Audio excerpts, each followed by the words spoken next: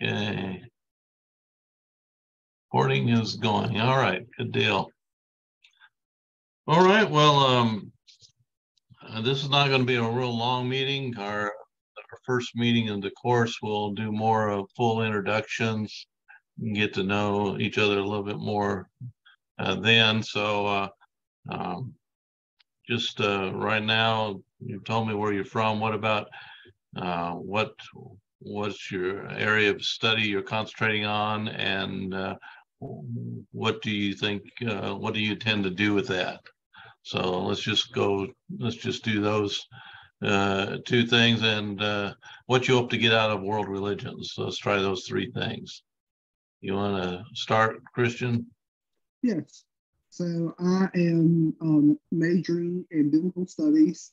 My ultimate plan is to complete the Master's of Arts in Bible and then start the PhD in Bible. I want to go into Testament emphasis.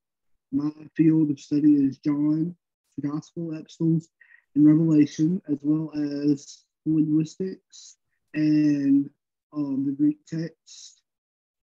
I hope this course gives me a background to show just who and what the other religions are and how we can understand them, because the Gospel of John, they have some different objections to it from Gnosticism and Plato and different areas of study.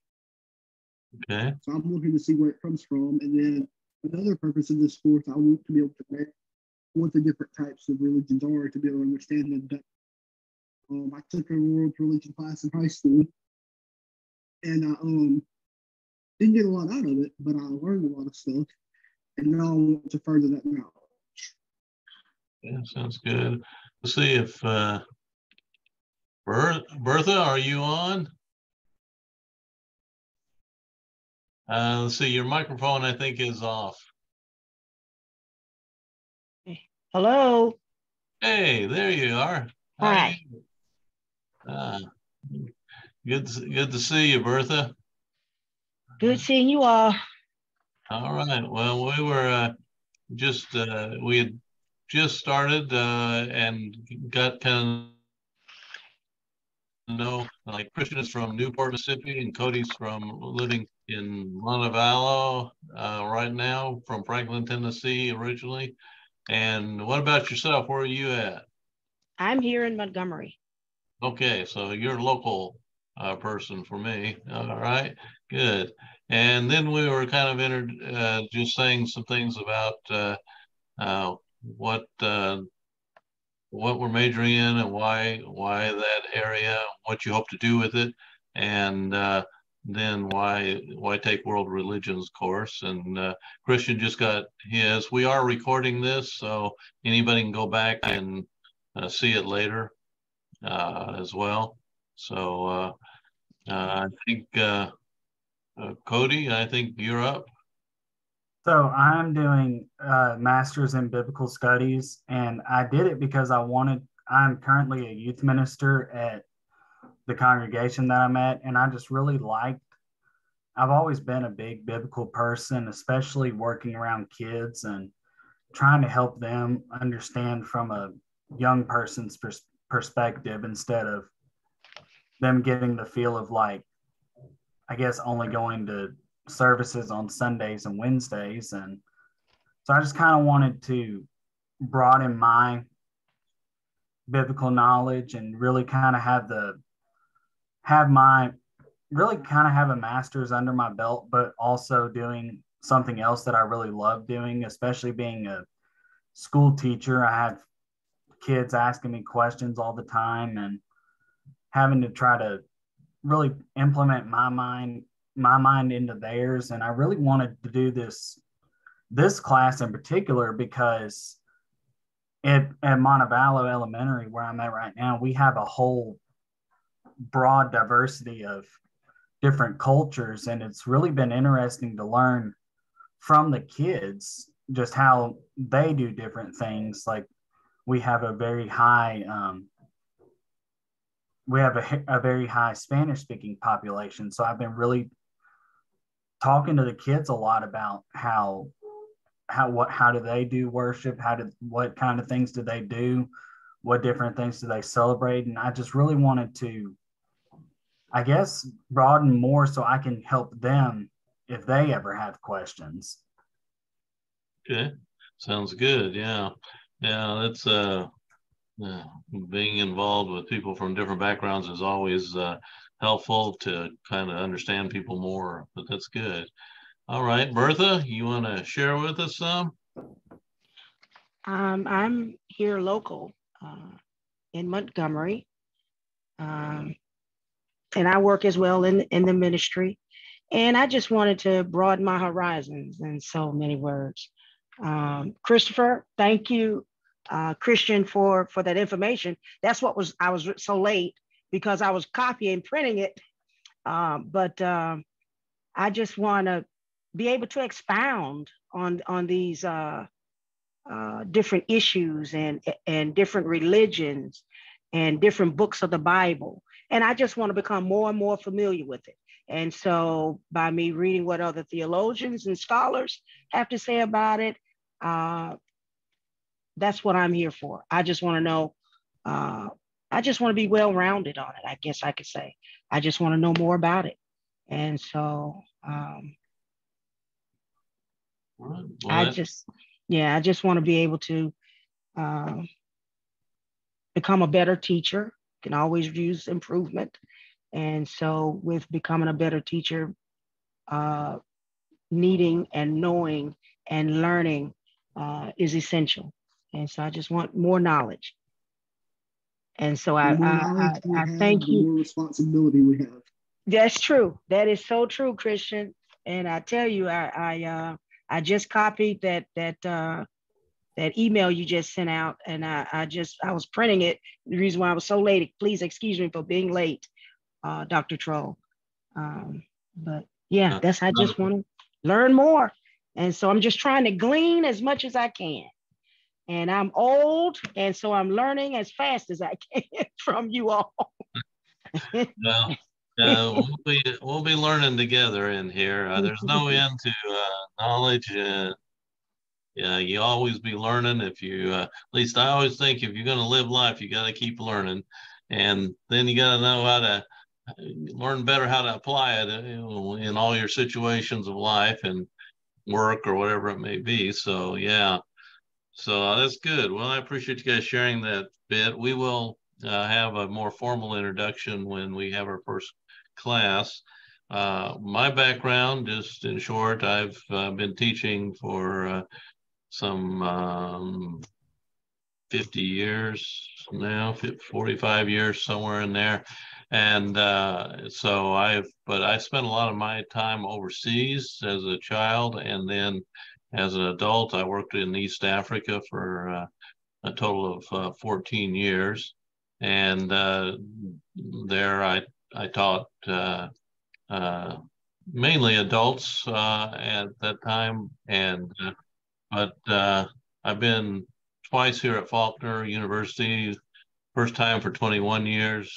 And then this time I'm back, came back in right at the beginning of COVID. Didn't know that was going to happen, but then I came back and Faulkner asked me to come back. So I'm back with them now full time. So, but my background is I've lived a lot of life and continue to go overseas a lot where I come and contact with people with a lot of diverse backgrounds and religions and cultures. So, so my wife and I both love living in different places and experiencing different cultures and people. So world religion is one of my areas that I enjoy teaching. So I think we'll have a good time of exploring these religions. There's no way you can go totally in depth in all these religions. So, you know, you get to a certain level. The best way to learn any religion about what people actually believe is to spend some time with them. And what we hit is the main Orthodox beliefs, and get into those. But in the end, people, you know, you have all kinds of different sects of the belief and different theologies of their beliefs. And so those all vary quite a bit, just like it does in Christianity. So that's just a little bit about something, but I am located in Montgomery, and my office is at Faulkner University and the Bible building there. So if you're ever by, feel free to come by. I did open Canvas and I sent out a couple of announcements on it. Did you guys get those? It should have come to your Faulkner email. No, sir. What's that? No, sir. You didn't get them? Nope. All right. Well, I opened the Canvas so it could be used, but I'm not sure it's totally allowing me to do that until the actual time period comes that they say these courses are supposed to take place. But how many of you have used Canvas before? I've used Canvas. I'm on Canvas now. Are you in this course? Pardon me? You get this course? Yes, I see it on Canvas. I'm on the syllabus. All right. Yes, all right. I see it as well. Okay. Yes, I see it as well. All right. So there's a couple announcements should have come to your Gmail or your Faulkner Gmail with announcements. So that's just to let you know it's there. We're going to be using it, but right now there's not much filled out. I just got they just put it up last few days, and so I'm just now beginning to fill in the stuff for the course. The main thing is to keep in mind that you'll be submitting your assignments to Canvas, and it is whatever assignment you hand in, it'll be through Canvas and go through the UniCheck program, which is a plagiarism program that basically sees to be sure this hasn't been submitted before, and things like that from sources from the web or elsewhere. But there's also a place where I'll have information like handouts, PowerPoints that I'll be using in class. I will make them available to you in PDF form as we go through some of the discussions and things. And some of the discussions that I lead, I will have PowerPoints for and things like that. But I will let you know when those are available. And you all now have the syllabus, and so I wanted you to have it far enough in advance so that you could start on your readings and assignments, because this course will go fast. And since it's going to be a 9-week course, and that is mainly because I'm out of the country until the middle of June. And where I'm going to be, there is, you don't do, there's not a bandwidth to do a lot of this kind of stuff. So I have to wait till I get back. And so that's one of the reasons for when it's starting, which if you looked at your syllabus, you'll see it starts on the week of June 19th to 23. Will be the first meeting that week, but we have to decide what day and time will work. And I earlier communicated with Cody and Christian about what time frames might work for them. But at that time, Bertha, I didn't know you were in the class. So each class was going to be about 4.5 hours. They're seminar classes, and we'll have a break in there as well. But basically, at graduate level and postgraduate level, I had PhD courses that were 8 hours long sometimes, and boy, they were bears. I got addicted to coffee during that time. So we need to kind of, first thing in this one is we want to kind of decide on a day of the week that would be good for everyone. And, let's just kind of list which days of the week each of you has a time period you're available. How about you, Christian? Oops, your microphone's not on. Did we lose Christian? Momentarily. It's like it. Okay. I'm going in alphabetical order. Let's see. Cody, you have a day of the week that works good for you, whatever, which ones are available? Any day really works well for me. Just the 2 days that just the 2 days I emailed you on about when I'm going to be out of town. Yeah, And the one in June I should be good for. It's just I'm going to be in a really bad signal area, so I just never know whether I'm going to get good signal there or not. And the other one I'll be. Did we say Thursday? Yes, sir. It was a Thursday, and when we were thinking at what was it? Let's see. I had suggested 8, but I think Christian was hoping for 9:30 or 10. So let's say Thursday at 10 was workable for you and for Christian. Bertha, how about for you? Dr. Troll, the only problem that I have is that I have appointments. And so I'll probably be online, but it'll be audio only sometimes when I have the appointments. Thursday is beautiful. If that day is convenient for everyone, Thursday is a wonderful day. It's just that I have doctor's appointments that I'll, probably just be audio only. Okay. Yeah. That'll be the same for me. I'm good Thursdays. Anywhere starting between 9 or 10. There'll be some days that I may have doctor's appointments or blood work or tests going on, but Thursday's a good day. Okay. Well, we will be recording them. So, while we're online, I will be, usually I'll be showing a PowerPoint on the things we'll be discussing and the stuff we're covering. And so you won't be able to see that on audio, but you will have them available to you online where you can get them off of Canvas. And so you can download them and look at them while you're listening to the audio would be possible. And then you can always go back and look at the video that's recorded of the session as well. So I think we can handle that. So let's shoot. I'm trying to think 10, 11, 12. If 9 is good for you, Christian, and what about 9 o'clock on Thursdays? Sounds wonderful. Would that work for everybody? Yes. Okay, so let's make it 9 o'clock on Thursdays.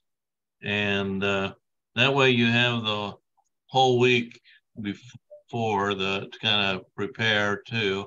And let me ask you, are the PowerPoints going to be accessible before lecture? Are the what? The PowerPoints, will they be accessible before the class? Yes. There may be one exception to that, in that there's one of them that I have something that we do in class that I don't want you to see ahead of time, because it's an activity that don't want you to know what's going to happen ahead of time. I understand, yes. And so there may be 1 or 2 of those, but if that's the case, as soon as I do them, I can release them and type of thing. And so I think there's only, I think in this class, there's only one case where that's going to happen. Okay. All right. So it looks like we've got us a day and a time, which is great. So that's good. Any questions? You've had time to, at least I'm fairly sure Christian, Cody, you've had time to really go over the syllabus some. You have any questions about it at this point, or Bertha too, if you've looked at it enough? Any questions? Not yet. No, Not sir, yet. I'm Not good. yet. Not Not yet. yet. Not yet. All right. How many of Did you have everyone already receive the done a, email that I sent earlier? what's that? Did any of you receive the email that I sent earlier? Yeah, about the sending out my article, that one. And I did a response to that. Yes, sir. I sent it to the class. Yes. Uh-huh.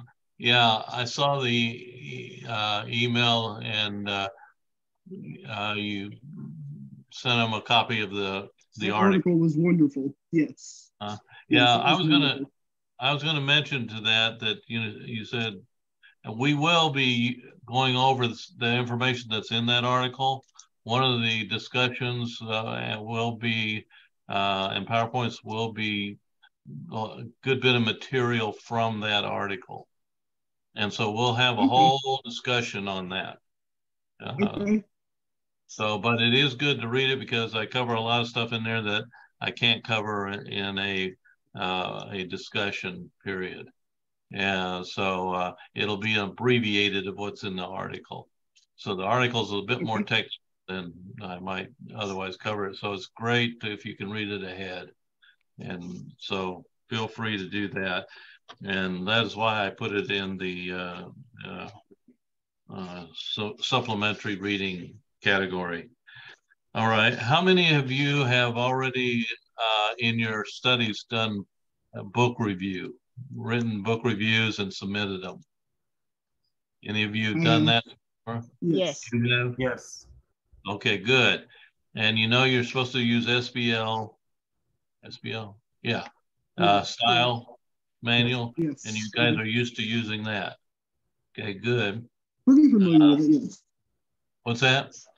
I'm pretty familiar with it. I'd say probably a 7 out of 10. Yeah, yeah. Well, the Faulkner, that's what at graduate level they're asking all the graduates to use that Yes. method. That's what I'll grade by as far as form and content. And so your syllabus gives a little bit of guidelines there. I may fill that out a little bit more, and if I do, I'll post it on Canvas. But in either case, have a question about that though. So in the book review, are you looking for like chapter by chapter summary? Because I've done them different ways. I've done chapter by chapter summaries of the book. I've done sectional summaries, and then I've also just done an overview of the book. So how many words are you looking for on average? And what is the book review? Let's see. I was looking back, 3 critical book reviews. Let's see, length of that book review is about 5 pages in length, and that would be in Times Roman 12 font type of length. So that's basically a book review is generally around 5 pages long. You don't summarize in book reviews, you analyze, and you give the structure of the book, the arguments in the book, you know, how well that they do. They usually state the purpose of what the book's for. Do they accomplish that or not? You know, was it, how readable was it? That kind of stuff. Now the summary, you do a summary on the main text of the book, which is Neighboring Faith. And that one is, summaries are different. And there you have guidelines for that. And again, SBL style and everything. And I think it's a, let's say, length 14 pages total. Each chapter summary should be a page in length is what I have down there. So that means those chapters you're going to have to really condense to summarize it.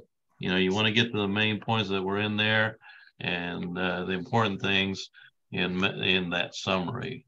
So so you do have length mentioned in each of these. Does that help? All right. Yeah. And so keeping that in mind, the books, you've seen what books are required.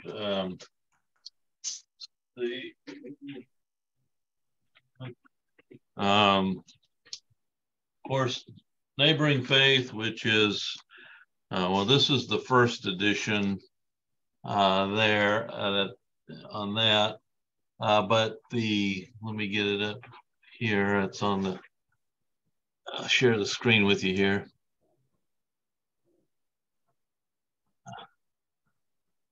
Okay, I have a lot of my books now online on Kindle or on Logos. So these are some of the books we're going to have. Finding Truth is the Chance or Dance, Gathering Storm, Mere Christianity, and The Age of Reason. I sent you the PDF for The Age of Reason. It's much better than this thing I've got on Kindle. It's not near as good as the one I sent you. So use that one in either case. You can get it for free, I think, on Kindle, but the one they give you is not as good as the one I sent you. So that's just some of the books there. And oh, I need to point out, let's see. Yeah. So Dr. Trull, Yeah. will The Age of Reasoning be found in Canvas? I can put it, I haven't put it there yet, but it will be there. But if you'll send me an email, remind me, I didn't know you were in the class at the time when I sent it out, and I can send you the PDF for that. And I was going to show you let's see. Okay, one that should have been in that list that wasn't was this one, Neighboring Faith here.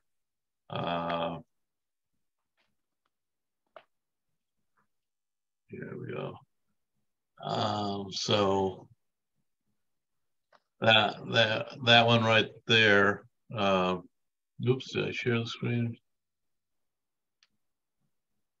Okay. Let me see here. Let me try it again here. There we go. Okay, share. All right. So can you see these books that come up? So that's the second edition, which is the one, the textbook for that, for the Neighboring Faith. And so keep that in mind. And let's see. Sojourn, the one by Mary Poplin. Let me get out of sharing here. You also have this book, God Is Not One. Excellent book. And he, contrary to what they say in the academy, which they tend to lump all religion as basically the same, and we'll talk about why they do that. But this guy is not a Christian, but he did a good job of explaining that that's just nonsense. But it was a well-received book, although a lot of people didn't like what he had to say. And then Mary Poplin's book is really reality secular, and she gets rave reviews on this book, so it'll be one as well. And you have a small book besides Thomas Paine's little book, which gives you a good idea of deism, but secular humanism, and this book's only about 60 pages, but it's kind of a synopsis of one of the main secular humanists of the 20th century. So one of the things I do in a course usually on world religions is I pick one aspect to really focus on out of all the religions we'll be talking about. And it kind of depends on who's in my class. Like I did have a class where people were going to go be working among Muslims. And so we did special stuff revolving around Islam and things like that. In this class, because you're located here in the U.S., the the biggest competition right now to the Christian worldview is the secular humanist worldview. And they are by far more of those today than any other religion in the US. And pretty much combined, if you combine how many people are practicing Buddhists and practicing Hindus and practicing Jews, they still don't add up to the number of people that are basically practicing secular humanism. And so secular humanism will be kind of our final study, but it will spend a lot of time in your reading, and assignments will revolve more around secular humanism, because that's what you're most likely to confront in ministry these days. Does that make sense to everybody? I don't understand. Is that theory different or same to the other theory? Oops, what? You got cut off there at the end. So what is the difference between secular humanism and other theories, such as agnosticism and deism? Yeah, we will get into that. Secular humanism, atheism, agnosticism, deism, they are differences, and we'll describe what's meant by secular humanism, and how it's entered into society and its continued growth, and why it's challenging, and how it's being enforced and reinforced in popular culture and things like that. So we'll get into all of that, but you can you start reading some of this stuff ahead, you'll get a good idea, and it'll be doing, by the time we get to it, to the discussion point, you'll have already gotten your feet wet already, and that'll bring up a lot of good discussion. Okay, so are the discussions going to be in Canvas, or are they going to be with the seminar? They will be the seminar classes, the 4.5 hours. I will be giving you presentations that will have the PowerPoints with it, and this will be our discussion of those topics that we'll be covering. And so it'll be lecture discussion type of format. Does that make sense? Yes. Okay. And so the best way for this class, if you can be on it, that's the best way to do the class. And that's what we're going to assume everybody can try to do, because we've agreed upon a time. And if we know how life is, doesn't always work out schedule wise, but it will be recorded, and you can go back and watch it if you miss it. And that will be helpful, because a lot of what we discuss and go over in class will be on the exams. So we will go over fully the syllabus on the first day of class. But if in the meantime, if you have any questions, be sure to feel free to ask me, email me, or call me. That'll be fine. But I will I'll try to remember, Bertha, to send you the PDF from Thomas Paine, and for that. All right, well, that's pretty much what I had planned to go over. Any other thoughts or comments? I think Cody had to leave. And Christian, but I just want to know, can I just shoot you an email if I have a question or something? Just shoot you an email. Oh yeah, no problem at all. Okay, all right, yeah, because like I said, I haven't read the syllabus in its entirety, and so I don't have any questions yet, but yeah, I just want to be clear on a couple of things. But I just want to know if I can shoot you an email when necessary.